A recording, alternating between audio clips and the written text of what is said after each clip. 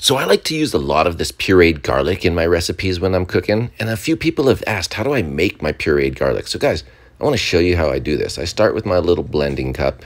I get my whole garlic cloves. I just buy the ones that are already peeled, and I fill up the cup. Then I grab a neutral oil. I'm using avocado oil, and I'm going to fill up about halfway to where that garlic is. So we're going to just cover about halfway.